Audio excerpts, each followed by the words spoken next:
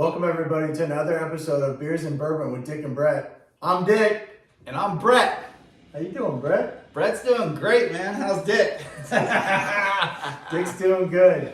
Welcome everyone back. We missed you. We hope you're excited with what we've been dropping lately, but we're going to get into another episode today. I'll tell you what, man. Since we dropped that trailer not too long ago, I've been really excited to be here. This has just been so much fun for me. I'm super pumped about this episode and a bunch of the new ones that are coming out. I'm ready to get right down to it. You know what I'm saying? Let's fucking go. I hope everyone enjoyed the trailer. We've been, I guess salivating would be the word. We've been ready to drop it. We were excited. We hope everyone out there is excited too. Launch date's coming April 8th, so we're super close. And it's going to be fun. So let's get in today. As always, we're going to do one beer, one bourbon. The beer today is Row 2 Hill 56 from Russian River Brewing. So this is a single hop pale ale. Pretty important beer. We shared in one of the earlier episodes that we were going to go here. We've been waiting to go here. We've actually had this beer for probably a week or two and just been waiting for it. The important thing about this beer is, so Russian River, if you don't know, is a huge, pretty much West Coast legend on IPAs. Yeah, it's the top of the mountain, man. This is the good stuff, you know what I mean? Yeah. And then to have a limited release, right? I mean, Vinny's considered the hop father. The cool thing about this beer is, so Simcoe's been around now for a while, but when this beer came out, it was still considered experimental hop. So the name comes from, it was the 56 Hill in Washington where they grow the hops, and it was the second row in. So I showed you it. I'll show you again. It's pretty cool. It's got kind of like a street post in there that shows you where in the hop fields it was. Yeah. So we got that, and then what's our bourbon we got, Brett? Looks like we're getting that Knob 15 up in here, right? Okay, so we got a Jim Beam bourbon, Knob 15 from the family of Jim Beam. We're on the road to Knob 18. So that's really where we're trying to get to, but unopened, uncracked, ready to go, bottle of Knob 15 year. I'm just damn excited to open that one up and just take a sip and let you know what we think, because as this age gets older and older for these Jim Beams, it's just exciting to see what they're actually stepping out and doing now. So I know this bottle is about 2 years old. But hey, there's some out there. There's still inventory, so this is one that you can definitely get your hands on. The price point's not too crazy because Jim Beam doesn't make that kind of really high-end, expensive secondary market pull because of their ability to put out so much bourbon.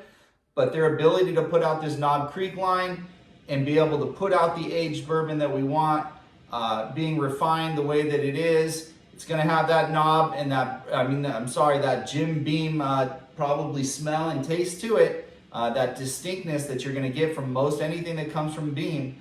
But we're about to find out what the intricacies are of it and how it's going to change it. Yeah, the important thing on this, so Brett brought it up. This is 2 years old, so this is the second batch they made of it. And at that time, it was the oldest Knob Creek. So it went from 12 to 15. We went nuts. I'm sure you went nuts if you're a Beam lover and a Knob lover. And then the 18 came out this year, and we're like, holy shit. Yeah. They're going 18 years. So we got one bottle of 18 here sitting in inventory. I've been looking to get another bottle of 18, just waiting for the right time to buy it. I think the right time was when it first came out, and I might have missed that boat a little bit, but I'm going to definitely get one in my collection, and I'm going to crack it, and I'm going to drink it, and I'm going to be excited to see if they do anything further from that. Oh yeah, well I think that's a great description of the beer and bourbon. I can't open this as fancily as Brett can, so Brett, can you open that and I'll pour this beer for us? So this is the one, okay, I'm going to save myself real quick. This is not the one good thing about being married. Woo! Yeah, there's a lot of good things about being married. But it comes with a special, right? So I use my ring to open the beer. Here we go. Let's check it out. Man. And I can't guarantee it works the first time. Oh, just kidding. It worked the first time. Nice. All right. So we got the pop top. Let's get on into that. this. We're about to pour it up. And I'm really looking forward to this one. Honestly, we did a review not too long ago on another Russian River beer that was crazy. It was so good. Which one was that one? I think we did. Oh, it was the R&D. Yeah, the R&D, man. Wow, that one was cool. It was like a champagne slash beer. It was just a complete reversal of things, and I'm excited to see what this one is like. Yeah. So remember, this is a single hop pale ale. So you know, when you think about most Russian River beers, they're going to be pretty pungent. They're going to be really kind of like citrus and dry. This is being a single hop pale ale. That same hop was in the beginning, which is your bittering hop. It was in the middle and your flavoring, and it was in the aroma. So typically you use different hops to get those different flavor profiles and aroma and bitterness or non-bitterness. This one's the same hop through. So it should drink pretty true. I'm ready to try it. You ready to try it? I'm ready to try it. Yeah. Let's go. Let's go.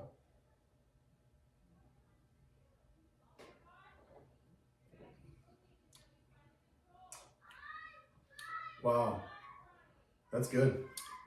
It's pretty mellow. I expected it to be mellow because, like you said, it's a single hop. It's low ABV. It's less than 6%. I think it's a perfect summer beer. I know we're in California, so we always talk about every beer being a summer beer. Yeah. Well, we finally got through some rain, a lot of rain and a lot of storms out there that have now traveled to the East Coast. So if you guys are seeing this when you're still experiencing storms or anything like that, we hope that you guys stay safe. I think that the storm of 2023 that they called it in Southern California, where we got 60 plus feet of snow in some of our mountains, and we just got a whirlwind of these things called cyclone dumps and it's crazy. Some 70, 80 mile an hour winds. It's nothing that compares to what you guys get in the middle America or on the East Coast. But, you know, obviously our hearts go out to you guys, and hopefully you guys stay safe out there. I think we made it. We're clear now, right? Did you say Middle America? Yeah, Middle America. Isn't that from Son-in-Law? It's also from Eminem, right? Middle America, right? You know, if you're from Middle America, right? What we're talking about, right? Disrespectful from Middle No, America. I love it, man. I'd rather be there than here most of the time, except for when they have tornadoes and hurricanes, maybe. Yeah, I don't know. I don't go there that often. Brett's Trying out to of stay as control. close to the beach as I possibly can. I mean, we have the beach, the beach and the mountain. So I think that's a perfect segue, Brett. I think you should take us to. So one of the things Brett does that I really love, and I hope everyone out there loves it. I mean, hopefully we'll hear your comments about it, but. Typically, Brett will transport us to somewhere where the beer takes him, whether it's the flavor, whether it's the aroma. He'll typically want to take us to where, in his mind, that puts him. So, yeah, even if I've never been there before. So don't quote me on the things that I say, but I just kind of like to paint a picture of where this beer takes me, right? Because everybody's going to sit back and have a beer and have a thought, right? So that thought for me is, where would I like to be enjoying this beer? Where would I want to be? If I was drinking this beer, maybe what company would I want to be around when I'm drinking that beer? What I'd like to pair it with, maybe some food or something like that. I don't know. Anything could come up in this portion. So take us there, Brett. Let me take one more sip of it, right?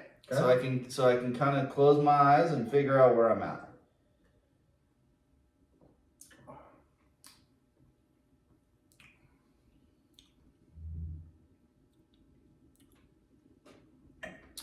Okay, so I feel like I am, with this one, I think I'm a little bit outside of a popular region, okay? So I'm maybe not in the heart of a big city, okay, but not quite in the suburbs. So I'm in one of those cool little nooks or corners of the town, right?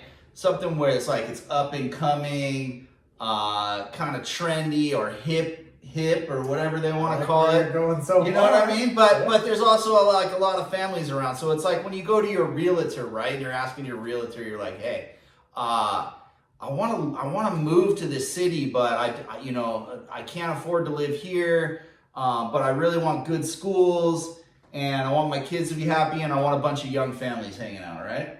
So that's where this beer takes me, right? So I'm in the hip part of town. They just opened a new bar. They're bringing in some cool brews. something to challenge whatever they've been pumping out in the big city, and not quite drinking your domestic beers out there on the farm, but you're right in there between in like a cool little spot. Now, the weather outside. This is a key part. The weather outside right in this town is atrocious, right? But this beer is comforting. So it's very easy to drink. It's crisp. It's straight to the point. And really, I think I could probably drink a few of these without ever thinking, wow, that's too much for me. It's a pretty solid beer. So that's where I'm at with this one.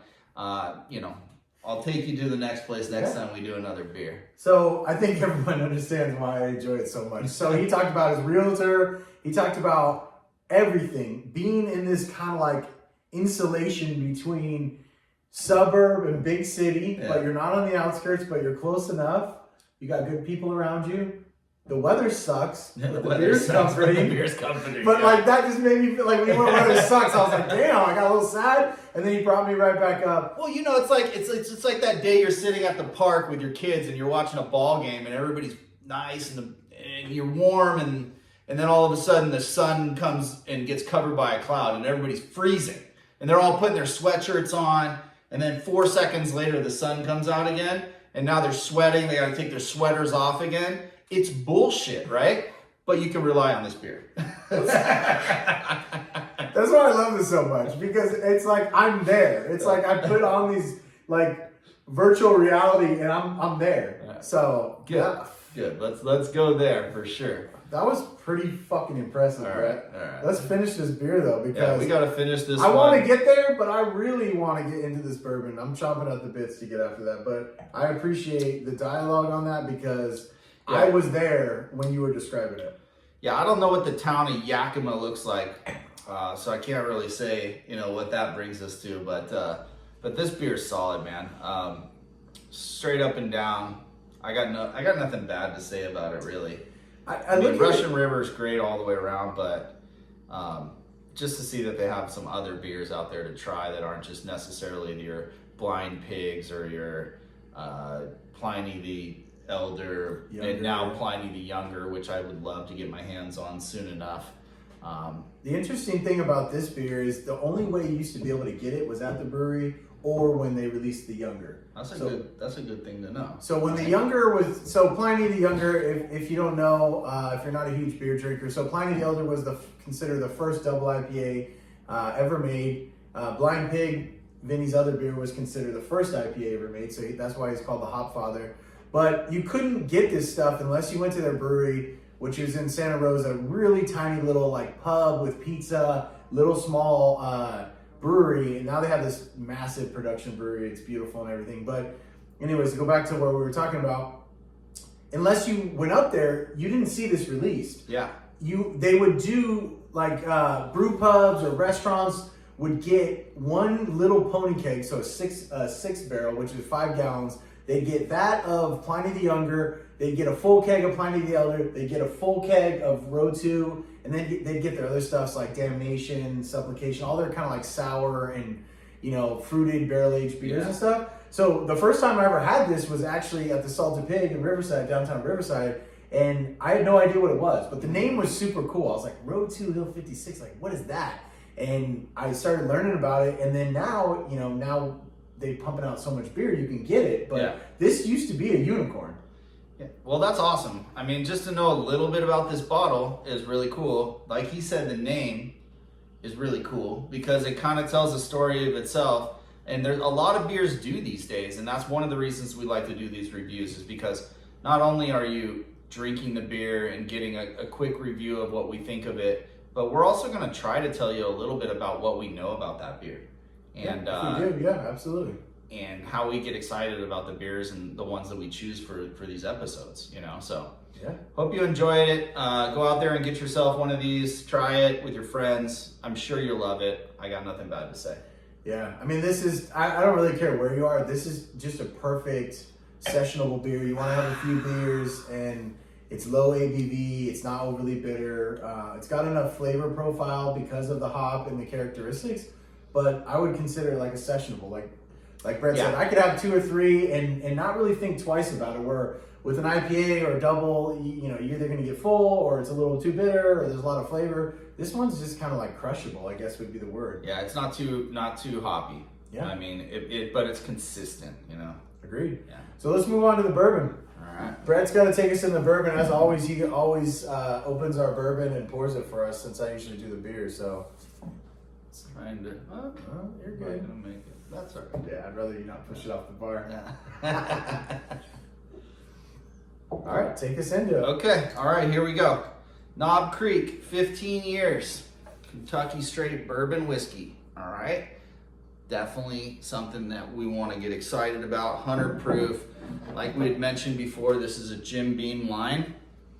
Knob Creek is a fantastic bourbon. It's what got me into loving bourbon in the beginning. I've told this story once. I'll tell it again. When my kids are getting crazy and I need something strong and stiff, I go for the Knob Creek 9. All right. And then proof? And the 120 proof. So if you can find the Knob Creek 9 year, but the 120, which is the increased amount of ABV, that's the one to settle the nerves. It's a little bit stiff, but when you need a stiff drink, it's there for you. This one's 15 years, right? So we're just jumped up from 9 to 15, added a bunch of years on top. It's been sitting in those barrels. I'm gonna guess that this one's gonna be a little bit more oaky. You would think. Right? But who knows? I've been tricked many times. I'm gonna open it up. The fact that it's 100 proof. I was gonna open it up. Yeah, you'll get it. They make this fancy little label that looks like you can get it, but then you have to pull the tie out. Woo! So that was a close one. So Brett brings up I think a really important point when you think about bourbon. There we go. I love these caps, man. There's nothing gonna get into these bottles unless you want to get in. No, because it's like that plastic kind of cork in there. But I think the interesting thing is there we go. It's 100 proof. When you think about most 15 years, they're usually barrel proof, at least in what we've seen. So the fact that it's down to bottle and bond, or typically that's going to be your 100 proof. I'm imagining we had the first batch. This is batch number 2. We haven't tried this one, so I would guess the characteristics are different. But it's proof down, definitely, at a 15-year being right at 100 proof. I'm imagining it to be a lot of characteristics on the front end and on the back end. I'm imagining it to be a little bit of oak, but I think it's going to be pretty smooth. I'm going to leave that a little bit open to get some of that air in there while the bottle's open, right? Because this is a neck pour. There we go. All right, so we just came across something that we could share with bourbon enthusiasts and beginner bourbon people, right? I just came up with that. Well, I didn't come up with it. But we're going to talk about it, right? So that you can understand some of the things that we said. Neck pour, right? What is a neck pour, all right? Yeah. Go ahead. I think tell us what a neck pour is. A neck pour is really important because it's going to be in every bottle. Yeah. So I honestly, let me tell you this at the beginning, I thought it was fake. Most people, when I got into bourbon, told me the neck pour is going to be hot and it's going to be a completely different characteristic from what you normally get. So neck pour, right? We're talking about the neck of the bottle. We're talking about the closest to the cap, the last volume that went in. The last volume, obviously, it's filled from the bottom to the top. Historically, people told me that's going to be hot. Don't judge it by the neck pour. And I'm like, really? That just seems weird. How is it that a characteristic of a bottle would change the flavor of the bourbon when it's all the same bourbon? Mm-hmm. It does, though, right? I believe it 100%. I mean, there's been so many bottles that I've opened where the first pour and the first sip that I had were just quite possibly a 50 to 75% different than the second one I drank out of that bottle. I feel like the most characteristic thing of the neck pour is it's hotter. Yeah. It's typically hotter. So Brett did a good thing, which again, we're not subject matter experts, but we do kind of believe in the paradigms that we've came across in the bourbon game the last couple of years. The neck pour, we're not going to judge the bottle. We're always going to obviously enjoy the heck out of it, but let it open up a little bit. Let it get a little bit of characteristics. So oxygen oxidizes beer and actually kills it. Bourbon, it's not going to change it. Once it comes out of the barrel, there's not much it can change it other than it being open for a long amount of time. it being left out. If it was left in the glass, obviously that's extreme, but you want to let it breathe a little bit. You want to let it kind of let its aroma out. But the neck pour is a real thing. Yeah, bourbon's not going to go flat, guys. It doesn't have any, carbonation or bubbles or anything like that. I mean, we know that it's just straight liquor. We're talking. That's a Jim Beam. We're talking that white dog into that barrel and then cooked for 15 years. Yeah. Not actually cooked, but we like to call it cooking a little bit. Slow roasting. Cooking with oak. It's cooking with oak, right? Sitting in those rick houses. Obviously the different areas of those rick houses can change the flavor. And the profile and what it takes out of the barrel, the higher, the lower, the colder, the hotter, the seasonalities. Could be different years of those seasons. So you have the coldest winter ever, that may affect the output of some. You have the hottest summer ever, that could affect the outcome of some as well. But that's why, certain years of bourbon, right, are more highly sought after than others. So. Yeah, agreed. We're going to try to take the opportunity as we think through these things that we didn't know when we started to kind of educate people. Again, feel free to comment. I'd love to hear, hey, that was super helpful. I never knew what that meant, or now I understand why when I try it the first time and then I come back to that bottle maybe 3-4 months later, I enjoy it more than I did. That was a critical part of me and bourbon and the CYPB, which we'll get to one day, the Weller. Brett didn't like it. Yeah, we got a great story about how all of a sudden, out of nowhere, this white whale, they want to call it, which is a highly sought after bourbon that you're really trying to go after and find, and it is impossible, and it's not on any shelves, and they haven't released it in so long, and you're looking really hard, and then you finally score it, right? That's your white whale, right? That's the white whale. There's a lot of whales out there are gray, but only a few are white. So we'll go off all the fun facts, but we do want to share kind of the stuff we know, and I think that'll be an interesting part of our journey, and hopefully you learn something. But yeah, I thought that was a cool tip. So remember that the neck pour, it's hot. Don't always judge your bourbon off your first pour out of the bottle. Let it sit for a while. Come back to it. Maybe you'll like it later down the line. I agree. All right. So let's get into this. I want to smell this. Tell me if it smells like beam. It smells like a neck pour. It does. It does smell like beam too. It smells hot. Doesn't have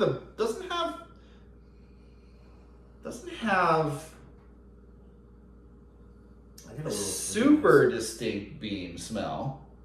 I can tell you it's beam, but it's not. No, yeah, obviously. When we drank the Hardens Creek, Uh-huh. I knew that was beam right away. back. Right away. This I would agree, because and I think a little bit has to do with the age. It mellowed out. Mm-hmm. But in a blind taste test, it would be hard to tell you what beam product this is. The Hardin Creek that we had on a prior episode, that's a 16 and a 15-year blend. Right off the bat, we knew it was beam. What are you pulling out of that? Because I'm getting something, but I can't put my tongue on it. In the initial smell, I smelled a little sweetness, but now it's gone away. Yeah, that's what I was saying. Like, I got the really, really like hot alcohol first nose, and then after that, it just completely calmed down. Mm-hmm. And I'm almost getting like a, I don't know, like a, I hate using that reference. What were you gonna say? It's just like, the soft taffy, candy, caramel. Yeah, But I described it I as, feel like bourbon's always Yeah. like that, but I described it one time as copper. Like Okay. it's a weird, like a weird way to describe it, but it's not like a metal flavor, but I think it's all those mixed together in the sense that the heat has gone away, to your point. definitely getting a lot of notes. But I don't. It's not floral. No, there's no vanilla. It's more like we talked about it last time as the baking spices. It's more of that hearty, like kind of. That's the thing I love about Beam.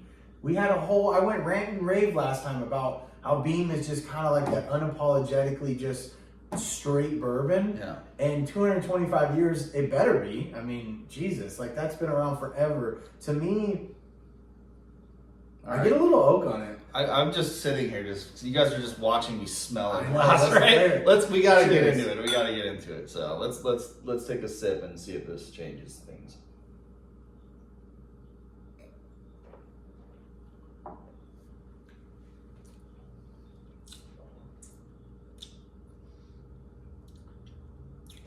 It drinks hotter than 100 proof. It's definitely, the neck pour is definitely impacting that.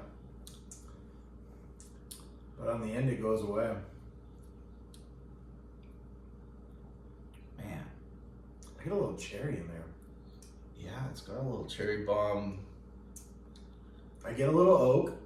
Not as oaky as I thought it would be. No, but not that, like, when you drink, when we had Elijah Craig 18, you can tell it's been in the barrel 18. You taste that quintessential oak flavor. This, I get a hint of it. I get more cherry. I do get the caramel. I like it, man. That was good. I'm excited about that one. I mean, you have the 12, which is definitely a lot more mellow, I'd say, than this one. Not a ton, but this is a step up in regards to just all the different notes that I'm getting out of it that are running. Smell it now. Yeah, right. The nose is completely different. Yeah. All right, I'm going in for drink 2 because I think we gotta know. Drink 2 is definitely usually when I decide what I'm locking in for my bourbon. Let's go again.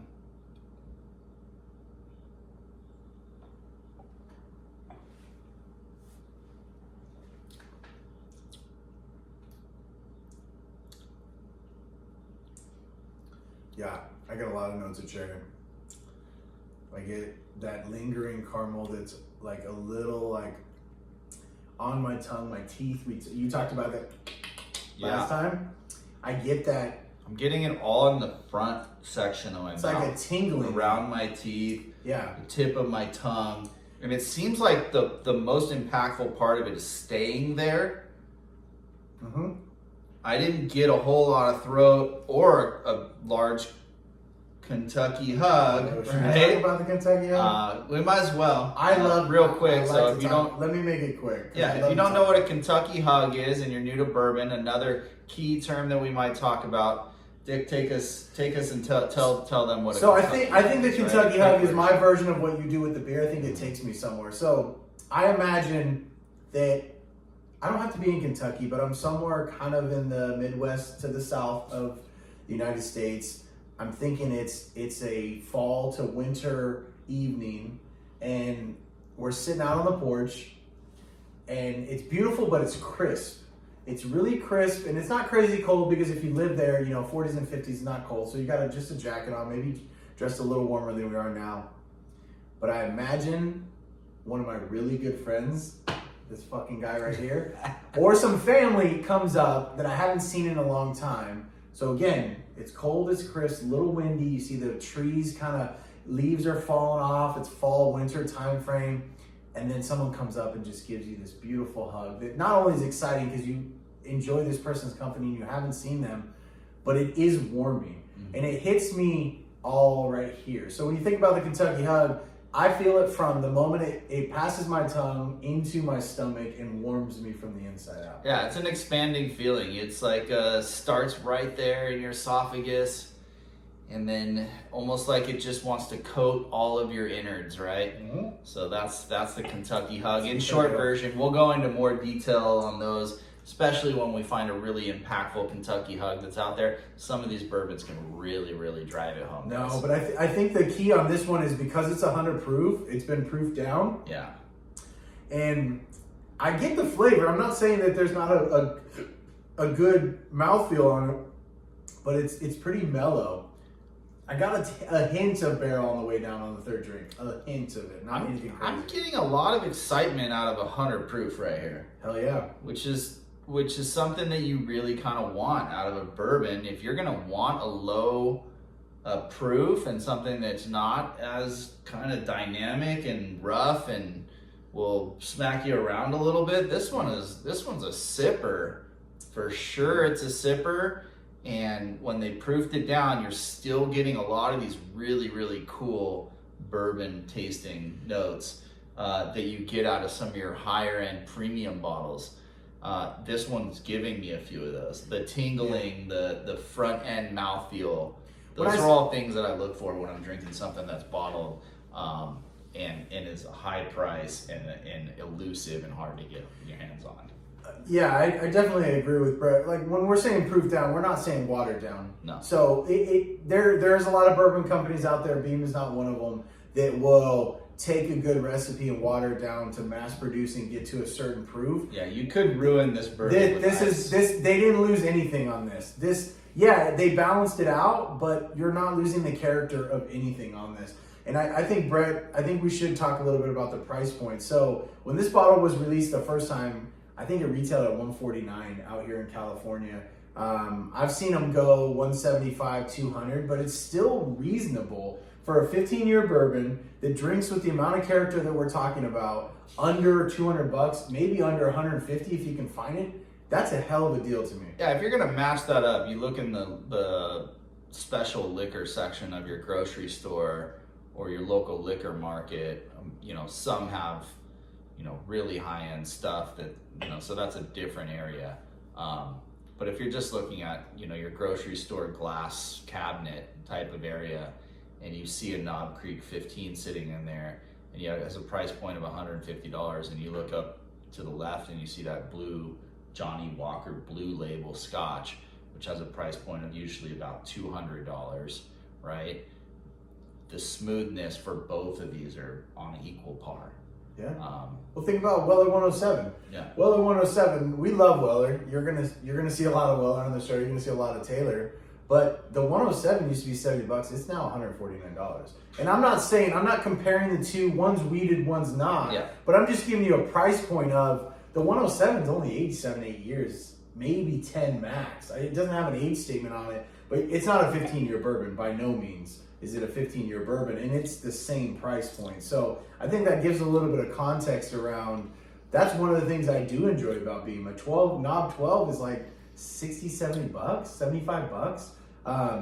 And it's not cheap bourbon. I mean, Jim Beam normal $18.99 or whatever on the shelf. Yeah, it's not good. I'll be honest with you. You're not going to see it on the show.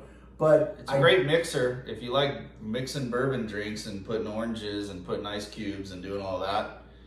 Go right ahead and get the $18 bottle if that's your thing. If you drink to get drunk and drink to get drunk, who does that? Yeah, I mean, if you're not enjoying your journey to get to the point where you're drinking and having fun and drunk, then you're just drinking to straight get there. Go right ahead, get that $18 bottle. But I feel like these are some bottles, man, that are a lot more fun to drink on. You could talk about them a little bit more, and there's a lot more things going on. I don't know how you guys handle it out there, but when I decide that I'm gonna drink, which is usually most days of the week, I'm just trying to enjoy myself. Yeah. There's no limit. There's no end game. It's just I want to be around my friends, my family, and I like to enjoy a beverage. I don't have a count. I'm not worried about it. It's not like I have to drink to get drunk. I tend to find myself having fun, socializing, enjoying a really, especially bourbon. I like to have a top shelf bourbon or a really good craft beer. Yeah. And if people don't have that, that's okay because I bring my own. You know what I mean? I bring my own. I'm getting better at it. Yeah. Yeah. Well, okay. So that's a whole long story for another day. But Brett is always in the Legacy Club, so he doesn't have to come over here and bring anything. But he gets a little self-conscious sometimes. He's always like, "Yeah, I'm always drinking your beer," which is fine. I don't expect people at their house to have what I like to drink. That's not fair to them because I think we both have pretty high taste in beer and bourbon. And so if someone is a Bud Light drinker, I don't expect them to go spend $26.99 on a 4-pack of craft beer or have a $100 bottle of bourbon. That's not fair to them.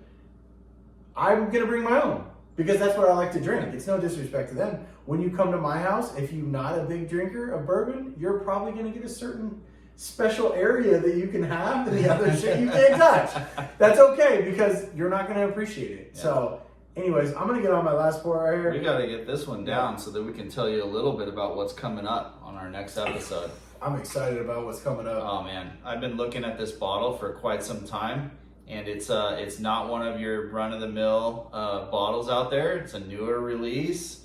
a newer bourbon. Got a lot of hype out there, and we're about to reveal it here in just a second. Yeah, take your so last I'm gonna pour, finish put it this out there. bourbon right here because this is delicious, and I could actually go for another pour of this off camera. But Yeah, we'll have a little bit of, we don't have a green room here, but we'll have a little bit after.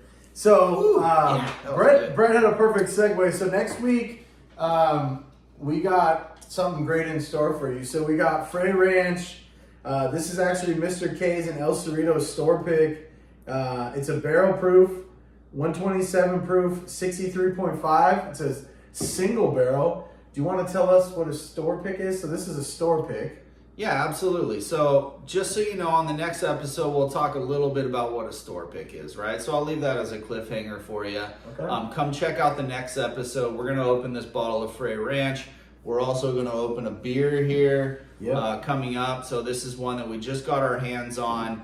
It's Huckleberry Haze. Huckleberry Haze. Now, just the name alone to me is pretty intriguing, right? Yeah.